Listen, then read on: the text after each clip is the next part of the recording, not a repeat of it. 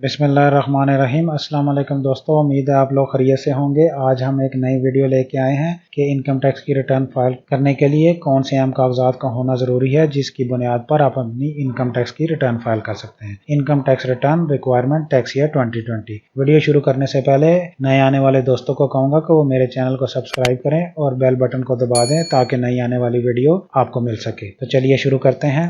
जब हम अपनी इनकम टैक्स की रिटर्न फाइल करते हैं तो आप उसमें अपनी आमदनी को डिक्लेयर करते हैं। तो आमदनी के ये मुख्तलिफ ज़राए हैं जिसमें बाज़ बंदों की सैलरी की इनकम होती है या तनख्वाह की आमदनी होती है। बाज़ बंदों ने अपनी प्रॉपर्टी जो है वो किराए पे दी होती है तो वो किराए की आमदनी आ जाती है। बाज़ बंदे जो हैं वो कारोबार करते हैं तो कारोबार से उनको आमदनी होती है। और कुछ लोगों ने बैंक में सेविंग अकाउंट खोला होता है या टर्म डिपॉजिट लिया होता है, उसके ऊपर उनको प्रॉफिट मिलता है, उसकी वो रिटर्न फाइल करते हैं। और बाज़ लोगों ने नेशनल कौमी बचत या नेशनल सेविंग में इन्वेस्टमेंट की होती है जिसमें रेगुलर इनकम सर्टिफिकेट है, पेंशन बेनिफिट अकाउंट है और स्पेशल सेविंग अकाउंट है जिसकी बेस पे उनको प्रॉफिट मिलता है और उसके ऊपर वो विद होल्डिंग टैक्स काटते हैं और इसके बेस पे आप अपनी इनकम टैक्स की रिटर्न जो है वो फाइल कर सकते हैं। इनकम फ्रॉम सैलरी, सबसे पहले हम सैलरी को डिस्कस कर लेते हैं। इसके लिए यह है कि अगर आपकी सैलरी इनकम हो तो अपने ऑफिस से साल के दौरान 1 जुलाई 2019 था 30 जून 2020 के दरमियान ली गई सैलरी का सर्टिफिकेट ले लें जिसमें टैक्स डिडक्शन का इंदराज भी हो। आपने अपने अकाउंट ऑफिस में जाना है और उनको कहना है कि 1 जुलाई 2019 था 30 जून 2020 के दरमियान जो आपको उन्होंने सैलरी पे की है और उसके ऊपर अगर उन्होंने कोई टैक्स काटा है तो उसका सर्टिफिकेट ले लें जिसकी बेस पे आप अपनी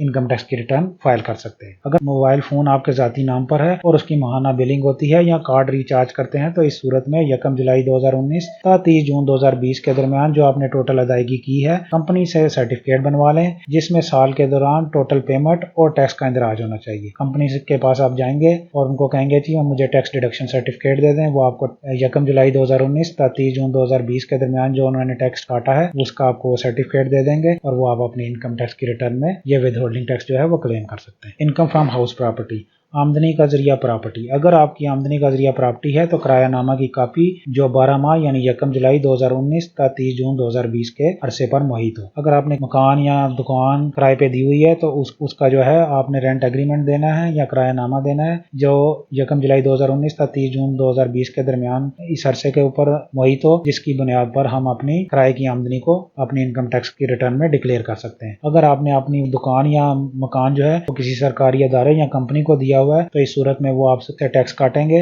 अगर उन्होंने आपका टैक्स काटा है तो आपने उनसे सर्टिफिकेट ले लेना है और साथ वो आपको चालान या कंप्यूटराइज पेमेंट रिसीट होती है वो आपको दे देंगे ताकि हम ये जो टैक्स है ये हम अपनी इनकम टैक्स रिटर्न में डिक्लेयर करें और साथ जो हमारी रेंटल इनकम है या किराए की आमदनी है वो उसकी बेस पर हम अपनी जो है इनकम टैक्स रिटर्न फाइल कर लें। इनकम फ्रॉम बिजनेस, कारोबारी आमदनी के लिए ये है कि टेलीफोन के बिल, बिजली के बिल, गैस के बिल जो आपने 1 जुलाई 2019 था 30 जून 2020 के दरमियान जमा करवाए हैं, याद रहे यहाँ कोई बिल जो आपने अदा किया है वो शामिल होने से रह ना जाए। मकसद ये है कि साल के 12 बिल मुकम्मल होने चाहिए। वापटा ने जुलाई 2020 के बिल जो जुलाई के इख्तिताम या अगस्त में काबिल अदायगी होता है उसमें गुज़श्ता साल के 12 माह का टोटल इनकम टैक्स की कटौती का इंदराज होता है। अगर वो बिल मिल जाए तो साल के 12 बिलों की जरूरत नहीं है। अगर वो बिल आपको ना मिले तो आपने जो बाकी बिल हैं उसमें देख लेना है कि 1 जुलाई 2019 का 30 जून 2020 के दरमियान जो आपने बिल जमा करवाए हैं वो आपने ले लेने हैं ताकि उसके मुताबिक आप अपने ये बिजनेस के खर्चे डाल। अगर सेल जो है वो क्रेडिट कार्ड के जरिए होती है तो मुतलका बैंक से टोटल क्रेडिट कार्ड सेल का सर्टिफिकेट साथ सर्विस चार्जेस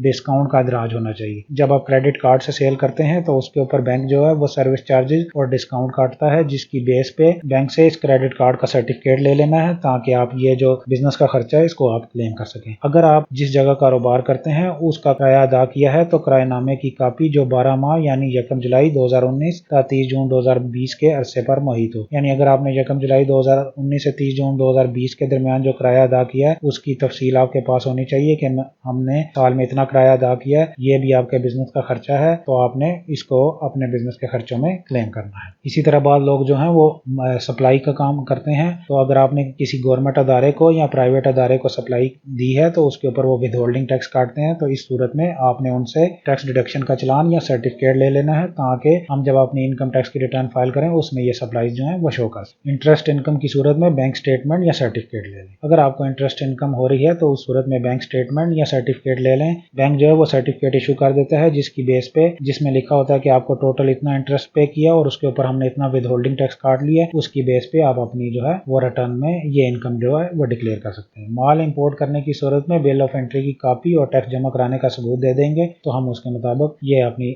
टैक्स रिटर्न में आप उसको क्लेम कर लेंगे। माल एक्सपोर्ट करने की सूरत में बैंक स्टेटमेंट की कॉपी और अगर हो सके तो बैंक से एक्सपोर्ट सेल प्रोसीड का सर्टिफिकेट ले लें। बैंक दोनों चीजें आपको इशू कर देता है जिसकी बेस पे हम अपनी जो है इनकम जो है वो अपनी इनकम टैक्स रिटर्न में डिक्लेयर कर सकते हैं। अगर आपने किसी फर्द, अफराद या किसी अदारे को सर्विसेज दी हैं तो इस सूरत में पेमेंट सर्टिफिकेट हासिल करें जिसमें 1 जुलाई 2019 तथा 30 जून 2020 के दरमियान की गई टोटल पेमेंट के साथ टैक्स की कटौती का अंदराज होना चाहिए। इसके साथ काटे गए टैक्स का सबूत भी ले लें। जब आप किसी अदारे या किसी फर्द को सर्विसेज देते हैं तो उसके ऊपर वो विद होल्डिंग टैक्स काटते हैं। अगर वो आपसे विद होल्डिंग टैक्स काटें तो आप उनसे सर्टिफिकेट ले लें जिसमें टोटल पेमेंट लिखी होगी कि आपको टोटल पेमेंट इतनी की है और उसके ऊपर जो विद होल्डिंग टैक्स उन्होंने काटा है उसकी अमाउंट मेंशन होगी और उनसे वो उसके जो चलान उन्होंने जमा करवाए हैं वो उनसे ले लें। ये आप डिक्लेयर करके अपनी इनकम टैक्स की रिटर्न जो है वो भी फाइल कर सकते हैं। बिजनेस के कुछ अखराजात होते हैं जिसके बगैर आप अपनी इनकम टैक्स की रिटर्न फाइल नहीं कर सकते। साथ मैंने ये परफॉर्मा अटैच कर दिया है जिसमें बिजनेस के मुख्तलिफ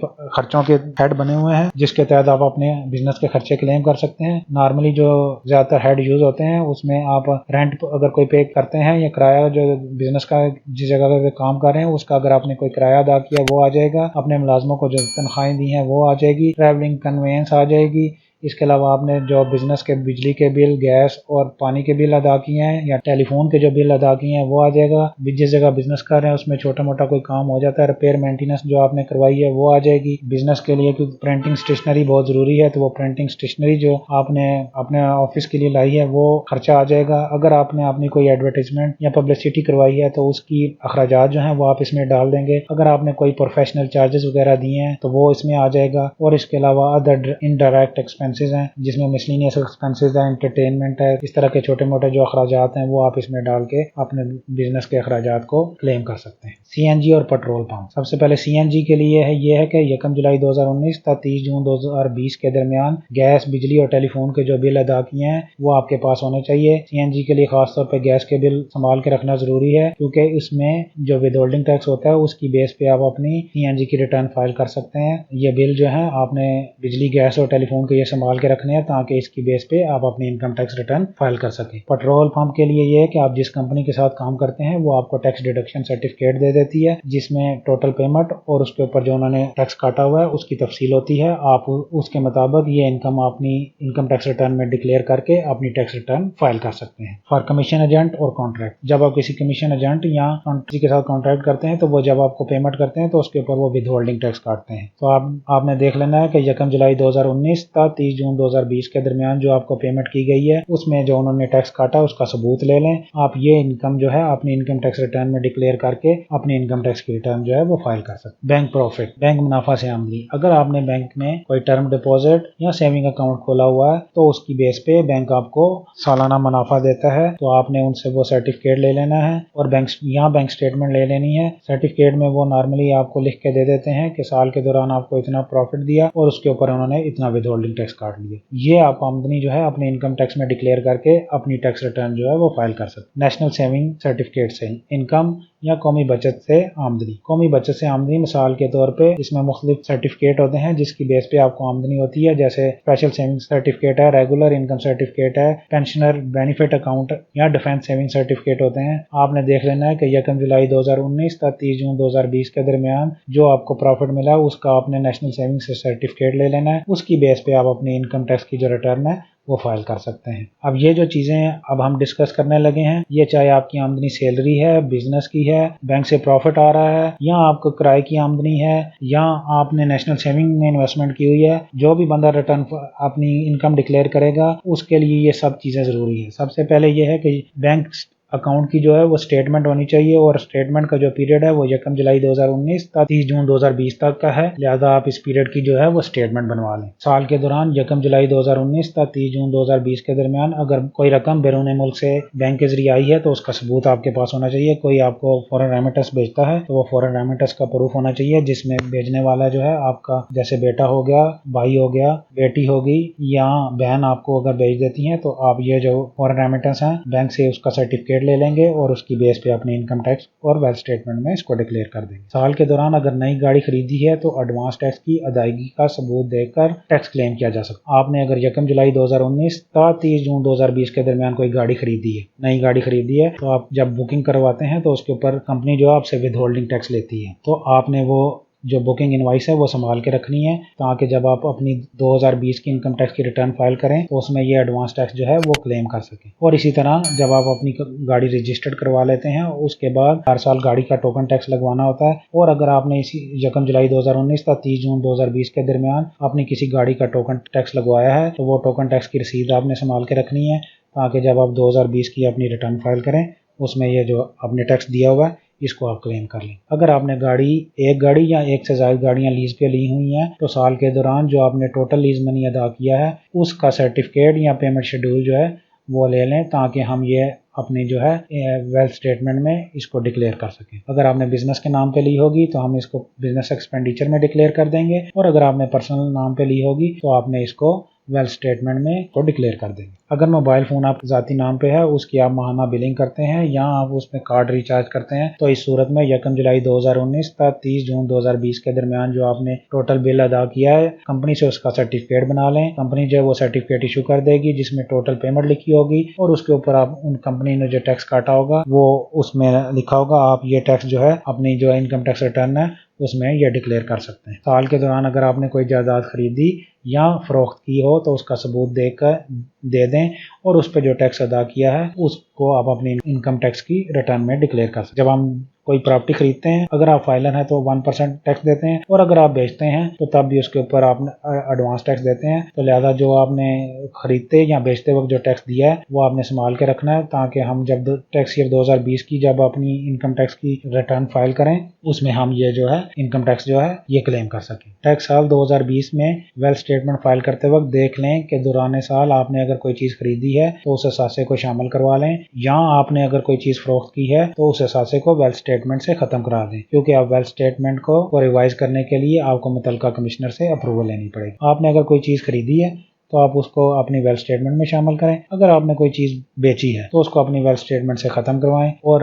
वेल्थ स्टेटमेंट फाइल करने से पहले उसको अच्छी तरह चेक कर लें, उसमें अगर कोई गलती है तो उसको करेक्शन कर लें, क्योंकि बाद अगर आपने एक दफ़ा फाइल कर दी तो उसको रिवाइज करने के लिए आपको अपने मुतल्लिका कमिश्नर से इजाज़त लेनी पड़ेगी, उसके बगैर आप उसको रिवाइज नहीं कर सकते। आपके सालाना घरेलू अखराजात होते हैं उसकी तफसील भी ज़रूरी है, क्योंकि ये अखराजात जो हैं ये हम अपने वेल्थ स्टेटमेंट में डिक्लेयर करते हैं, और ये मैंने साथ परफॉर्मा साथ लगा दिया है। इनमें से जो अखराजात आपने किए हैं वो आप अपने इस पर्सनल एक्सपेंडिचर के फॉर्म में डिक्लेयर कर सकते हैं, जिसमें सबसे पहले है रेंट। अगर आपने जिस जगह पे रह रहे हैं अगर वो आपने किराए पे ली हुई है, जो आपने किराया अदा किया है उसका आपने खर्चा जो है वो यहाँ पे लिख देना है। जगह आपकी अपनी है उसका अगर आपने प्रॉपर्टी टैक्स कोई पे किया है या कोई और टैक्सेस वगैरह पे किए हैं तो वो अखराजात जो हैं वो इधर आ सकते हैं। अगर आपके नाम पे कोई गाड़ी है और आप उसकी रनिंग और मेंटेनेंस का जो अखराजात होते हैं वो इसमें आ जाएंगे। उसके बाद ट्रैवलिंग है, अगर आपने अंदरूनी मुल्क या बैरून मुल्क में कोई ट्रैवलिंग की है उसके जो अखराजात हैं वो आप इसमें आ जाएंगे।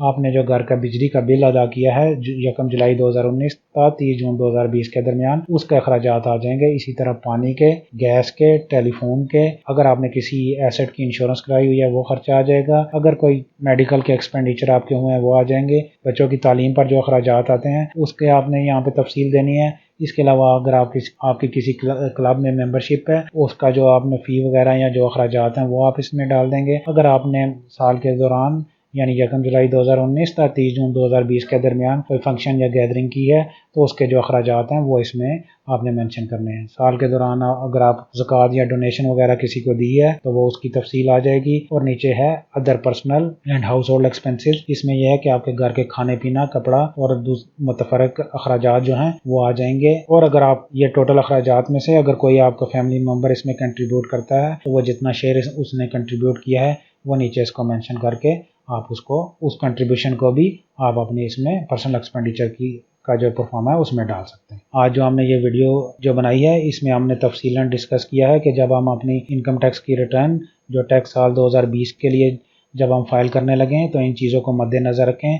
ये कागजात आपके पास होने चाहिए, जिसकी बेस पर आप अपनी इनकम टैक्स की रिटर्न जो है वो फाइल करें। और फाइल करने के लिए सारी चीज़ें ज़रूरी हैं ताकि आप अपनी जो है इनकम टैक्स की रिटर्न और वेल्थ स्टेटमेंट को अच्छे तरीके से फाइल कर सकें। आखिर में मैं आप सब दोस्तों का शुक्रिया अदा करूँगा। अगर आपको मेरी वीडियो अच्छी लगे तो काइंडली मेरे चैनल को सब्सक्राइब करें और बेल बटन को दबा दें ताकि नई आने वाली वीडियो आपको मिल सके। शुक्रिया। अस्सलाम वालेकुम व रहमतुल्लाह।